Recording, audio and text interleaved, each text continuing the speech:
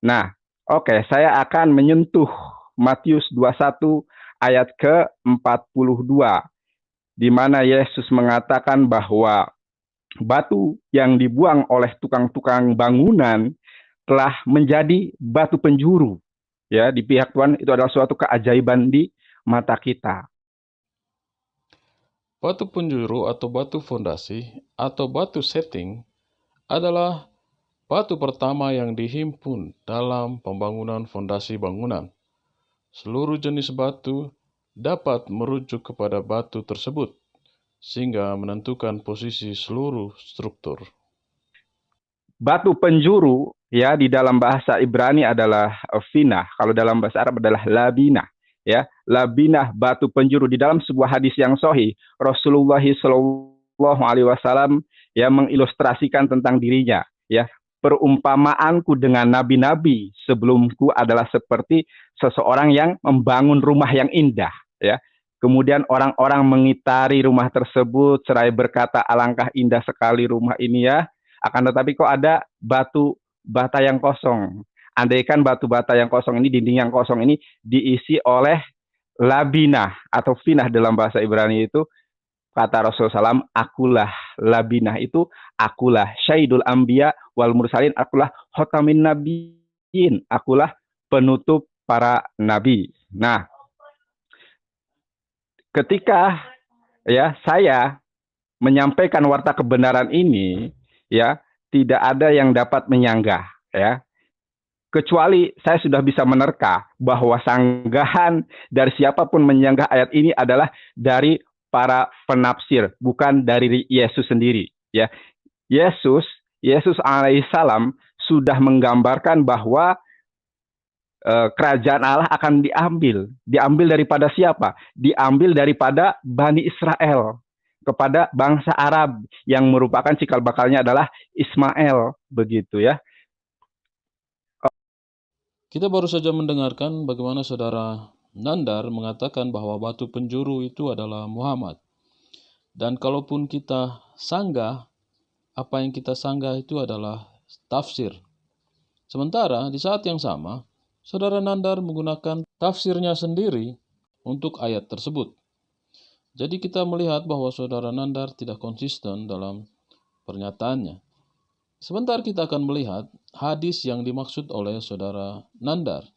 Kita akan melihat apakah definisi batu penjuru yang dimaksud dalam Alkitab sama dengan definisi batu penjuru yang dimaksudkan dalam hadis tersebut yang dikutip oleh saudara Nandar. Rasulullah bersabda, "Perumpamanku dan nabi-nabi sebelumku seperti seseorang yang membangun suatu rumah, lalu dia membaguskannya dan memperindahnya, kecuali ada satu labina dalam kurung tempat lubang batu bata yang tertinggal, belum diselesaikan, yang berada di dinding samping rumah tersebut. Lalu manusia mengelilinginya, dan mereka terkagum-kagum sambil berkata, 'Duh, seandainya ada orang yang meletakkan labina, batu bata, di tempat ini.'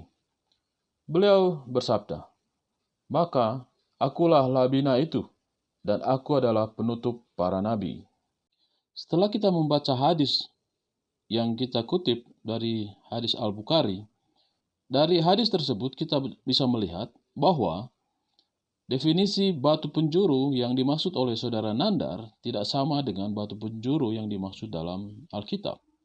Karena batu penjuru yang dimaksud di dalam hadis tersebut adalah batu bata. Dan batu bata itu diletakkan di akhir setelah bangunan itu selesai dibangun.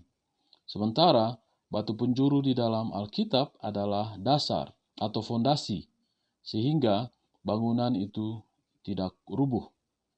Jika kita mengacu kepada hadis tersebut, bangunan tersebut tidak akan berdiri jika batu penjuru dipasang terakhir.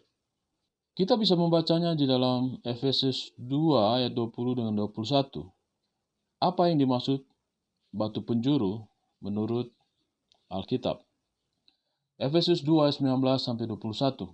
Demikianlah kamu bukan lagi orang asing dan pendatang, melainkan kawan sewarga dari orang-orang kudus dan anggota-anggota keluarga Allah, yang dibangun di atas dasar para rasul dan para nabi dengan Kristus Yesus sebagai batu penjuru. Di dalam Dia tumbuh seluruh bangunan, rapi tersusun, menjadi bait Allah yang kudus di dalam Tuhan. Jadi dari definisi yang awal kita baca bahwa batu penjuru itu adalah fondasi. Dan kita sudah baca dari Efesus menyatakan hal yang sama bahwa batu penjuru adalah fondasi. Dan tidak mungkin sebuah rumah bisa berdiri tegak tanpa fondasi terlebih dahulu. Jika dibandingkan dengan hadis tadi, batu yang dimasukkan terakhir adalah bukan batu fondasi.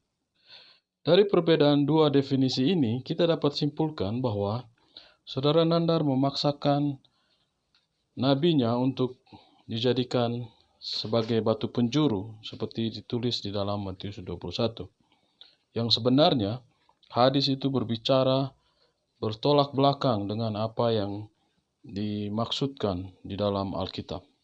Oke teman-teman, demikianlah sanggahan kita atas pernyataan Saudara Nandar. Biarlah video ini dapat menambah pengetahuan teman-teman. Tuhan berkati.